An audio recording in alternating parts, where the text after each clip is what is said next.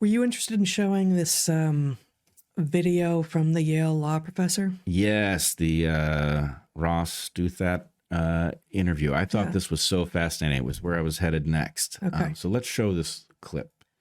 It's Aaron Cariotti is tweeting it. Yeah. I've gotten in some hot water for proposing we consider overweighting the votes of younger people or assigning the youngest eligible voters proxy votes for the unrepresented children of our country. So those are edgy. Why not assign them to those children's parents? Well, because there's a divergence of interest between parents and children. And I think it's likelier that young people, not people who are raising families, will have the best insight into the interests of children. Whereas if you were awarded 5 I think proxy that's votes, daft. I think it's absurd to imagine that a 24-year-old recent college graduate has a better assessment of the interests of my own children than I do. I say this with all due respect to 24-year-old recent college graduates, of whom I hope to be the parent of in 9 years or so. I think parents generally confuse the interests of their family with the interests of their children. And part of our goal, I think, as parents, but also as a society, is trying to make sure that children aren't the hostages of their parents, as much as we rely on parents to raise them. In my experience, parents are more likely to be the. Okay. Let me just say that last line again. This is from Yale law professor Samuel Moyn. Part of our goal as a society is trying to make sure that children aren't the hostages of their parents, as much as we rely on parents to raise them. Okay. I predicted that this man didn't have children. I was wrong. I looked into it. He does have children. Oh, I do not feel good for these children. Like we're not going to go there, but like this is actually not the sort of male equivalent of a very confused person who never had children of their own. Yeah. Well, I do not want to bypass this clip without giving maximal kudos to Douthat for not saying, with all due respect to you, because this guy is deserving of none. Yeah. He says, with all due respect to 24-year-olds, which 24-year-olds are entitled to some respect. Absolutely. Sure. Yeah. But the idea. Well, and he also says to Moyn, that's daft. Daft. He doesn't say you're daft, but I think he's thinking it. Yeah. Well, and I think what struck many of us about this clip is how breathtaking it is. You know, every so often you encounter the concentrated lunacy on the current blue left, where you hear that they find the idea of family is racist or something. Right. The idea that they think it's actually the school's job to raise the children in spite of the parents. Mm-hmm. And you just think, this is wrong. It's absurd. And this is where I think the right could do well to realize all of the value they are leaving on the table by not embracing a careful evolutionary view of humans. Yes. You don't need to abandon your view in God. The two things do not interact as far as we know. We can have that discussion later.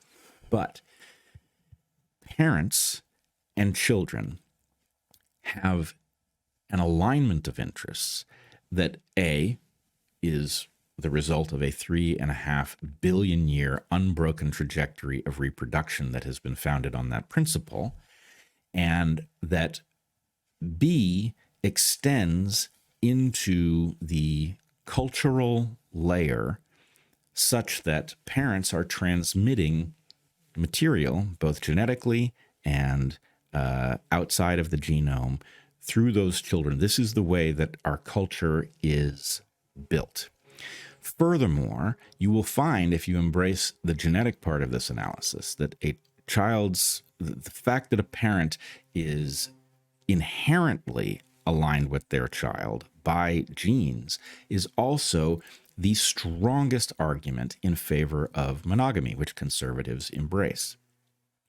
The reason for that is because a brood of children that is the product of a monogamous relationship is genetically united much more than a brood of children that have different fathers. So from the point of view of Western civilization functioning the way conservatives correctly think it should function, they're leaving cards on the table that shouldn't be left on the table. These are cards that should be played. This guy in his tie with his high-minded diction is a madman. He's under the spell of something, and he might wake up from it one day.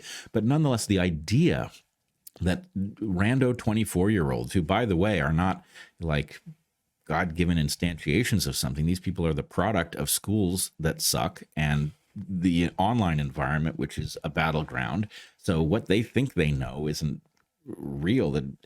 The idea that anything should supplant the natural alignment between parents and children is preposterous. Yeah. I'm not saying it doesn't go wrong, but... Or that some people's votes, people who aren't allowed to vote, should have their votes somehow proxied into the system by weighting some people's votes. The entire plan is batshit crazy. The whole thing. And the idea, once again, from the left, there is, instead of balancing the idea that it would be good to get an election, it would be good if we got the widest sample of the population. That's true. But the idea that we're going to prioritize getting more people to cast their vote over the idea of making sure that the people who cast their vote are actually allowed to, or that they're only voting once, is nutso, right? There's nothing that says getting the maximum number of data points is the only contributor to how good the sample is. No, your methodology in getting the sample has everything to do with the quality. And frankly, pursuing every last data point, the person who lives in a place that's so remote that it's an imposition on them to get a voter ID, that we've got to get them through there no matter what other carnage there is. Like, no, you people are nuts. This is the same madness. We've got to count the votes of these tiny children through the people who are closest to them in age. Like, I'm sorry. Is this an elaborate, is this an April Fool's joke? Well, I just saw this clip this morning, and so I didn't have time to go get any of his books, this Yale law professor. But his scholarship, so to speak, is about effectively the gerontology that we are living under, the gerontological society that he claims you're living under, and a desire to have more representation of the young. So when you say it like that, in the sort of abstract, it doesn't sound like it's emerging from an inherently crazy position. But his solution, as evidenced here by the Ross Douthat interview, is obviously crazy. Yeah, and I think it's one of these things where there are real issues, right? There's a lot of boomer power, and it does seem to be leaning in a direction that is not great for us in the future. Now, that's a bad thing. There's a question about whether people who elect not to have children and therefore have less of a direct investment in the future vote differently than people who have children and are trying to vote in a way that protects those children as well as possible going forward. But the problem is, this is one of these places where a sort of libertarian style thinking is the right one. Any solution you would propose to these problems is a nightmare. It's going to create madness. And so it's not to say that the system we have of allocating votes evenly across people is all good. It's not. It's just better than any alternative you would come up with, because any place you introduce structure is going to become a battleground of, I'm going to take this stuff from you. Yeah.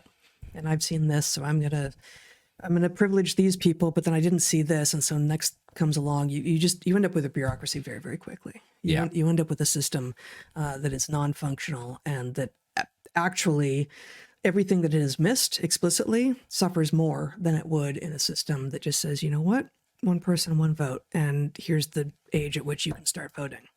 That's it. And imagine what happens if we lived this guy's dystopia. Imagine what would happen to the battle for the minds of the young people as they got disproportional representation. There'd be no hope for them. They'd be twisted into knots to extract their votes from them, and they wouldn't know which way is up. I mean, as confused as they're a lot better off than they would be if they were directly targeted disproportionately over their extra votes for the little ones. Yes, absolutely. You're right. You're right.